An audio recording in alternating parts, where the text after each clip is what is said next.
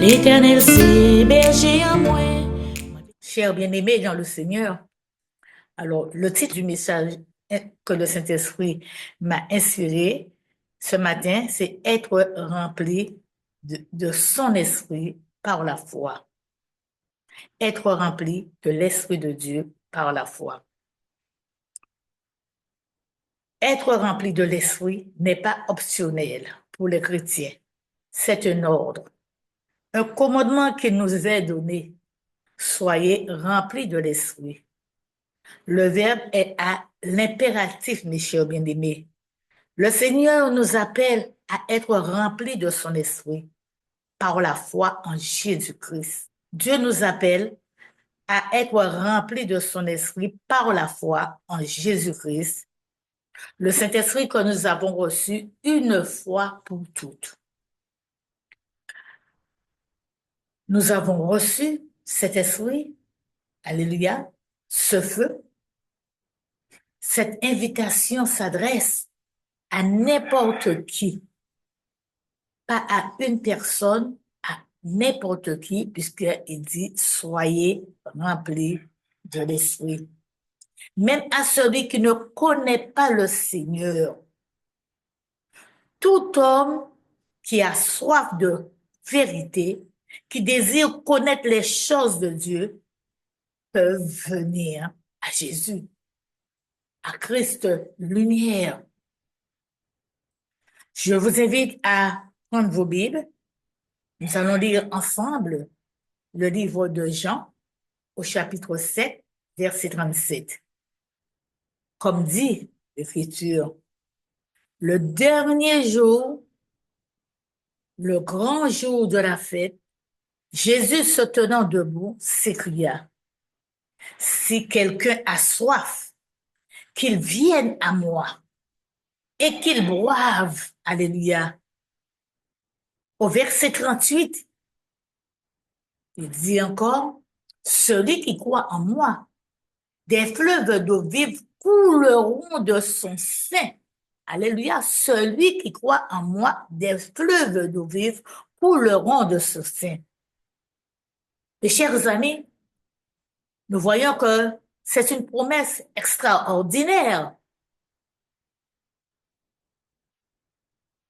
de voir qu'en s'approchant de Jésus et qu'en croyant en lui, notre vie commencera vraiment à bouger. Alléluia. Nous devons croire en sa parole.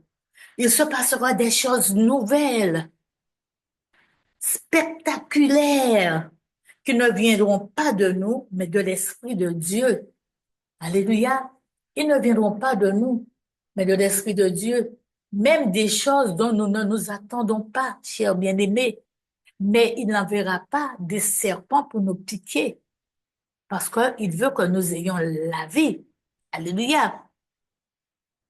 Mes chers amis dans le Seigneur, la parole de Dieu nous dit aujourd'hui, alléluia, soyez remplis de l'Esprit. C'est un ordre apostolique, alléluia, qui peut vous paraître surprenant. Mais quand nous lisons Éphésiens 5, versets 15 à 21, et c'est l'apôtre Paul qui parle, hein, le serviteur de Dieu, l'apôtre Paul qui parle, et adresse ce message aux chrétiens. Il adressa ce message aux chrétiens d'Éphèse. Il leur dit, veillez donc avec soin sur votre conduite, comme des fous, mais comme des sages, rachetez le temps. Alléluia. Car les jours sont mauvais. Oui, tous les jours, nous entendons que les jours sont mauvais, Christ reviendra.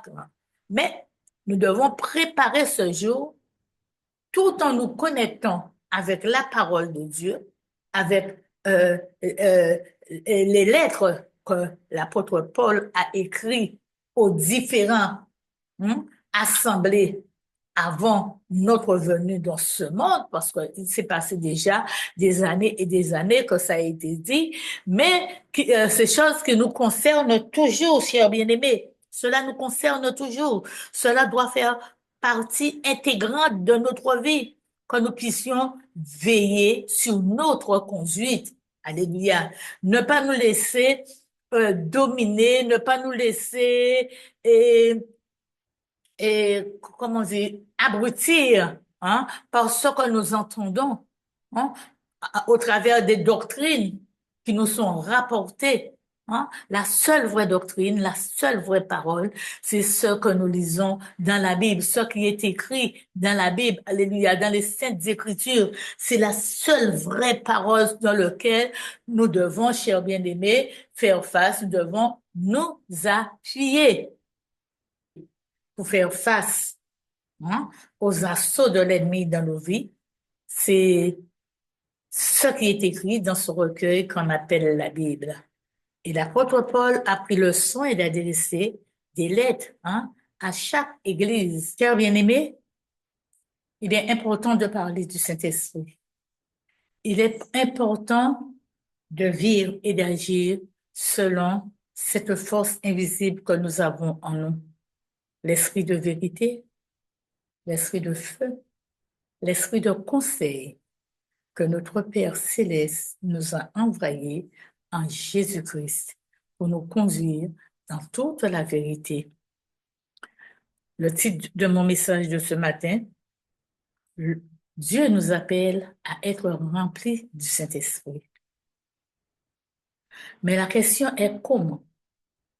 Comment et pourquoi Dieu nous demande d'être remplis du Saint-Esprit? Être rempli du Saint-Esprit, mes chers amis, n'est pas optionnel pour les chrétiens. C'est un ordre, un engagement qui nous est donné. Amen. Un ordre, un engagement qui nous est donné. Soyez remplis de l'esprit. Le verbe est à l'impératif. Alléluia. Le Seigneur nous appelle, chers bien-aimés, à être remplis de son esprit par la foi. Alléluia. Mais par la foi en Jésus-Christ. Nous avons reçu le Saint-Esprit une fois pour toutes, hein, le jour de la Pentecôte. Alléluia. Nous avons, cet esprit a été répandu sur toute chair. Je voudrais vous dire, mes chers amis, que nous, tous, hein, tous, nous avons reçu l'esprit un jour. Oui, tous, chers bien-aimés, nous avons reçu l'esprit, l'esprit de feu. Et cette invitation s'adresse à n'importe qui, même à celui qui ne connaît pas le Seigneur. Alléluia. Celui qui n'est pas le Seigneur, celui qui se dit athée, celui qui raisonne comme l'ennemi de son âme veut qu'il raisonne. D'accord? Mais il a reçu le Saint-Esprit. Tu as reçu le Saint-Esprit. Le Saint-Esprit n'est pas euh, euh, euh, un cocotier. Le Saint-Esprit n'est pas un bâtiment, mais le Saint-Esprit, c'est toi. Tu l'as reçu, le Saint-Esprit. Tout homme a soif de vérité, qui désire connaître les choses de Dieu, peuvent venir à Jésus. Parce que Jésus, il est Christ lumière. Il est devenu le Christ euh, après sa mort, à sa résurrection. Et quand nous lisons le livre de Jean au chapitre 7, verset 37, il est écrit, 37 à 38, pardon, comme il est écrit, le dernier jour, le grand jour de la fête, Jésus se tenait debout, s'écria, si quelqu'un a soif, qu'il vienne à moi et qu'il boive, hein, qu'il boive. Celui qui croit en moi, des fleuves d'eau vive couleront de son sein. Alléluia. Des fleuves d'eau vive couleront de son sein. Nous voyons que c'est une promesse extraordinaire, chers bien-aimés. D'accord? Quand on s'approche de Jésus et qu'on croit en lui, alléluia, notre vie commence vraiment à bouger. Hein? notre vie commence vraiment à bouger. Quand on lui dit, on l'accepte dans nos vies comme notre Seigneur, notre Sauveur et personnel, et qu'on le dit, désormais, je veux que ce soit toi, hein, qui prenne le contrôle de ma vie. Et vous verrez que les choses commenceront à bouger. Vous verrez les choses autrement. Alléluia. Il se passera des nouvelles choses, hein, spectaculaires qui ne viendront pas de vous, mais de l'Esprit de Dieu. Allez, je peux vous en témoigner, hein, ce que l'Esprit de Dieu fait dans ma vie. D'accord? Des choses spectaculaires, des choses dont je ne m'y attends pas. Parce que je crois. Je crois en mon Dieu. Je crois en ce souverain sacrificateur. Peuple bien-aimé dans le Seigneur. La parole de Dieu nous dit aujourd'hui, soyez remplis de l'Esprit. Hein? C'est un ordre apostolique, alléluia, qui peut paraître surprenant quand nous lisons Éphésiens au chapitre 5, versets 15 à 21. Là, l'apôtre Paul parle. Il adressa cette lettre, ce message aux chrétiens d'Éphèse et leur dit, veillez donc avec soin sur votre conduite,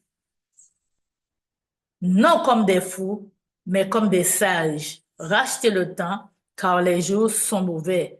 L'apôtre Paul a envoyé ce courrier parce que là, il passait beaucoup de temps en prison. Dans la prison, il écrivait.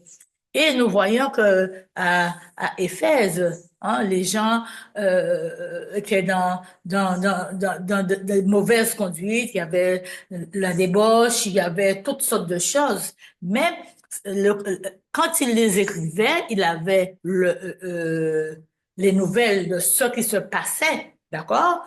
À Corinthe, à Éphèse, un peu partout où il a écrit, hein, il mettait ces gens-là en garde, d'accord? Et ces mêmes mots nous concernent aussi aujourd'hui, comment nous devons veiller à notre conduite, hein? Non pas comme des fous et des folles, mais comme des sages, hein? Racheter le temps. Nous devons racheter le temps car les jours sont mauvais. Oui, les jours sont mauvais. Non, les jours sont mauvais. Nous vivons dans un monde sanguinaire, ah, ok, anxiogène. Hein, je dis sanguinaire parce que nous voyons tout ce qui se passe autour de nous, hein, au Congo, comment les gens sont tués gratuitement, hein, comment dans nos quartiers, dans nos villes, dans nos villages, les gens sont tués gratuitement. Le sang coule. Pourquoi le sang coule? Parce que nous avons un ennemi acharné, d'accord, assoiffé de sang, hein, qui a besoin de s'amplifier, de se remplir de force et de puissance. Et c'est par ce sang qui coule, il se fortifie. Alléluia. Et nous devons nous réjouir en Christ et nous fortifier par la foi, à savoir que son sang a coulé pour nous. C'est pourquoi l'apôtre dit, ne soyez pas sans intelligence, mais comprenez quelle est la volonté du Seigneur. Ne vous enivrez pas de vin, c'est de la débauche, mais soyez remplis, entretenez-vous par des psaumes. Ne vous enivrez pas de vin. Cela veut dire que il n'est pas interdit de boire un verre de vin, mais être saoul, d'accord? Parce que quand on mène une vie de débauche, autour de nous, nous le voyons, hein? Il n'y a pas que le vin, mais il y a la drogue, hein? Il y a la drogue, hein? L'alcool, toute forme d'addiction. Pour que les gens puissent rentrer dans toutes les formes d'addiction, le plus souvent, eh bien, il faut qu'ils soient drogués. Même les artistes, hein? Les artistes, le plus souvent, il faut qu'ils soient drogués pour tenir sur scène, hein? Mais nous, enfants de Dieu, notre drogue, c'est le Saint-Esprit. Nous n'avons pas besoin d'être drogués, d'être addicts à quoi que ce soit pour pouvoir tenir debout. Le Saint-Esprit nous suffit. Alléluia. Le Saint-Esprit nous suffit, chers bien-aimés. Il nous dit encore, entretenez-vous par des psaumes, des cantiques, hein, des hymnes hein, des cantiques spirituels. Chantez et célébrez le Seigneur de tout votre cœur. Rendez toujours grâce pour tout à Dieu, le Père, au nom de notre Seigneur Jésus-Christ. Soumettez-vous les uns aux autres dans la crainte de Christ. Soumettez-vous les uns les autres dans la crainte du Christ.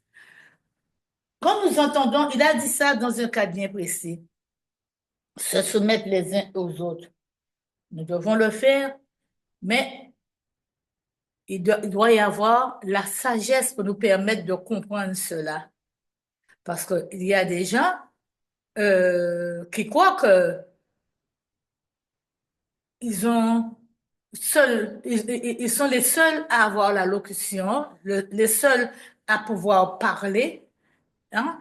Mais toi, tu dois rester bouche cousue, d'accord? Mais Dieu nous demande de nous soumettre les uns les autres. Alléluia.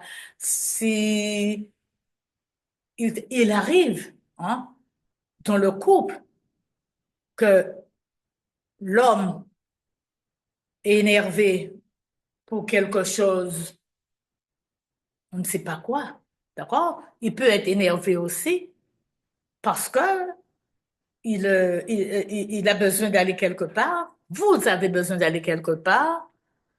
Vous êtes tous les deux engagés et il faut arriver à l'heure, d'accord? Il faut arriver à l'heure.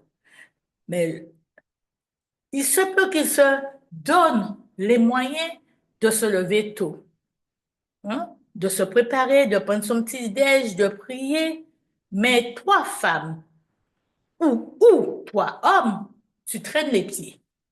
Hein? Tu traînes les pieds, tu sors du lit comme tu veux. Hein? L'heure est presque arrivée. L'heure est arrivée parce que vous avez un temps pour rouler sur la route. La route ne nous appartient pas. Hein? La route ne vous appartient pas. Et mais celui-ci, il commencera à perdre patience. Il commencera à s'énerver. D'accord? Il commencera à ronronner jusqu'à ce que l'heure soit arrivée. Voilà. Il voit que l'heure file et que madame est en train toujours de se maquiller. Et je prends l'exemple peut-être de pasteur. Ce gars, il faut qu'il aille prêcher. Alléluia. Il faut qu'il arrive de bonne heure pour préparer ce qu'il a à donner à l'Église. Mais comment veux-tu, femme, qu'il soit bien quand il arrive? Comment veux-tu qu'il donne un bon message? Non, il ne peut pas donner un bon message parce que son cœur n'est pas content. Alléluia. Son cœur n'est pas content. Et pendant qu'il conduit, tu lui parles et lui, il est tellement dans son monde. Soit il te répondra mal, ou soit il va se taire et regarder seulement le paysage jusqu'à votre arrivée. Et vous arrivez tout heureux à l'église, mais votre cœur est en lambeaux. Nous devons faire attention, ne pas nous conduire comme des fous ni des folles, mais nous conduire avec sagesse, chers bien-aimés. Alors, nous voyons que les chrétiens d'Éphèse n'avaient-ils pas déjà reçu l'Esprit de Dieu? La question que nous devons nous poser, est-ce que ces chrétiens-là n'avaient pas encore reçu l'Esprit de Dieu? Les chrétiens d'Éphèse connaissaient bien cette réalité. Parce que autrefois, ils étaient païens. Le Saint-Esprit les a convertis en Jésus-Christ. Oui, le Saint-Esprit, hein, l'Esprit Saint, l'Esprit de vérité, les a convertis en Jésus-Christ. Il est venu agir en eux avec puissance. Mais l'apôtre Paul, nous voyons, dit au chapitre 2 d'Éphésiens, verset 22, en lui, nous avons, en lui, vous aussi, vous êtes édifiés ensemble pour être une habitation de Dieu en esprit. Alors, pourquoi avez-vous besoin d'être rempli du Saint-Esprit? Amen. Oui, nous chantons, remplis-moi, remplis-moi, remplis-moi de ton esprit. Mais tu es déjà rempli de l'esprit de Dieu. Alléluia. Tu es déjà rempli. Pourquoi veux-tu être encore plus rempli? Hein? Tu continues à agir, hein, à agir parce que tu sais qu'il est en toi. Hein? Tu fais pas du n'importe quoi. Hein? Tu ne vas pas dans le débauche parce que tu sais que l'Esprit de Dieu, l'Esprit de vérité t'a déjà nettoyé. Amen. Alors, la question que nous devons nous poser, c'est qu'est-ce que cela signifie complètement? D'accord? Soyez remplis dans l'Esprit. Être rempli de l'Esprit signifie vivre complètement sous son influence. Être transformé par sa puissance, marcher sous l'autorité du Seigneur Jésus, dans l'obéissance de sa parole. D'accord? Hein? Quand nous devenons chrétiens, nous sommes scellés du Saint-Esprit. Alléluia. Cette expérience n'est pas répétable. Hein? Quand nous devenons chrétiens, nous sommes scellés du Saint-Esprit. Et cette expérience n'est pas répétable. Oui, il ne peut pas répéter ça tout le temps. Là, nous remplis du Saint-Esprit. Alléluia. L'Esprit a bon Dieu, scellez-nous. D'accord, nous sceller à dans un sang l'expérience qu'il ne peut pas répéter tout le temps. Il j'abandonne une fois pour toutes. Alors, ce que nous voyons dans ce contexte de Éphésiens 4 et 5, Paul décrit la vie ancienne qu'il nous faut abandonner et la vie nouvelle que le Saint-Esprit renouvelle en nous de jour en jour. D'accord? Ce que nous faisons, là où nous étions, dans l'amour, non, nous devons accepter que le Saint-Esprit nous a enlevés de là et qu'il nous a emmenés là où il y a l'eau douce, là où il y a la lumière, hein, là où la terre est vraiment faite. Hein, et c'est pas boureuse, alléluia. Nous devons sortir de là, là où tu étais dans la drogue, hein, là où tu étais dans l'agacement, hein, là où tu faisais vivre la maltraitance aux autres.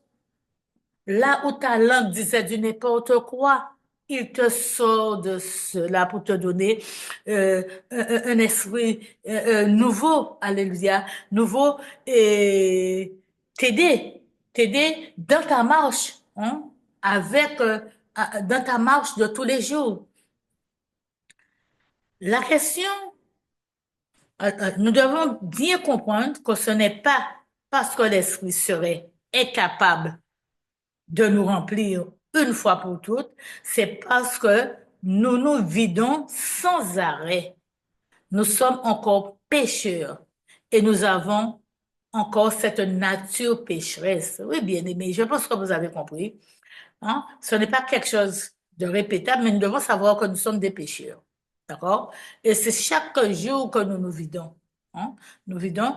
Et parce que notre nature, hein, nous descendons de la lignée d'Adam. D'accord? Hein? Notre nature est toujours pécheur. Hein? Nous sommes toujours pécheurs, mais nous devons faire en sorte de vivre en conformité avec la parole de Dieu.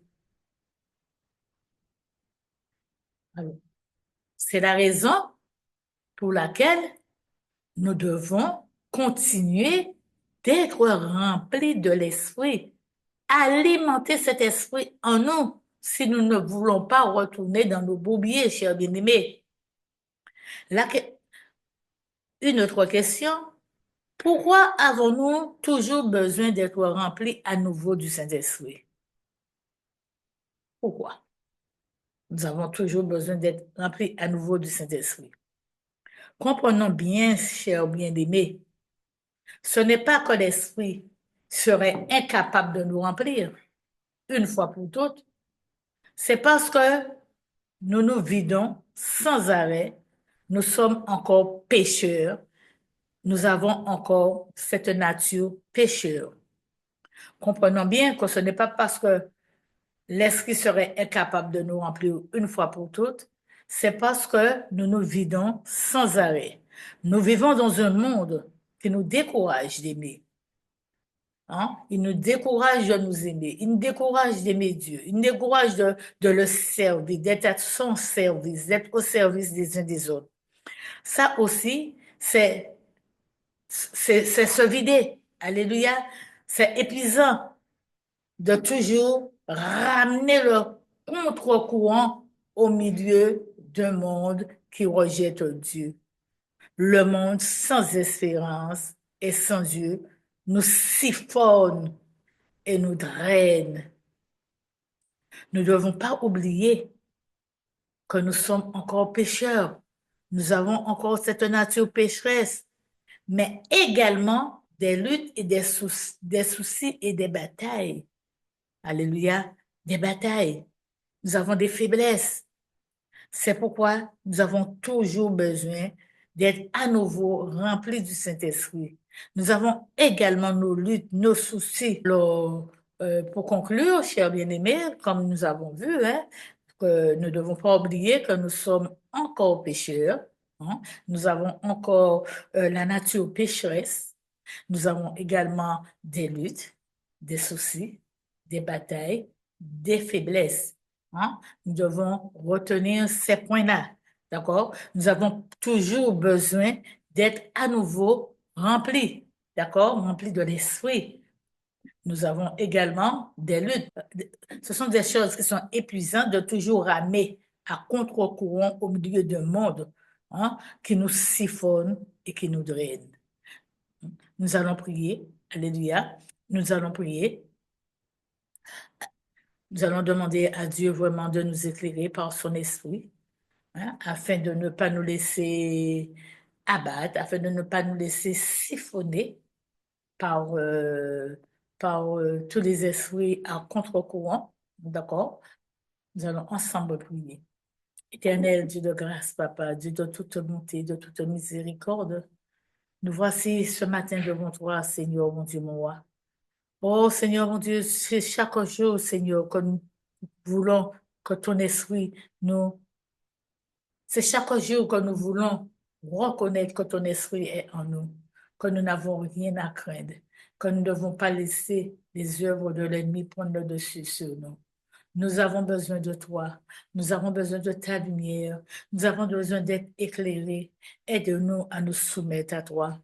Aide-nous, cher Saint-Esprit, hein, à tout faire sans que nous ayons recours à, à être des ivrognes, à être des drogués, Seigneur mon Dieu, mon roi, mais que nous le soyons, Seigneur, pour ta parole. Et je te confie, Seigneur mon Dieu, tous ceux et tous celles qui sont addicts de différents vices, Seigneur mon Dieu, que tu puisses les délivrer par ton Esprit Saint, que tu puisses ramener leur cœur à toi, Seigneur mon Dieu. Ainsi, je t'ai prié, Père. Alléluia. Amen. Béni, je bénis le nom du Seigneur. Alléluia. Dans vos vies, je vous bénis au nom du Père, du Fils et du Saint-Esprit. Je bénis les gens de vos maisons. Je bénis vos voisinages. Je bénis vos familles. Hein. Je bénis la nation. Hein. Je bénis les îles. Hein. Le peuple des îles, soyez bénis au nom du Père, du Fils et du Saint-Esprit. Recevez la puissance de Dieu. Recevez l'onction de Dieu ce matin, ainsi que nous avons prié. Alléluia. Amen. C'est la seule vraie parole sur laquelle nous devons nous appuyer. Oh merde.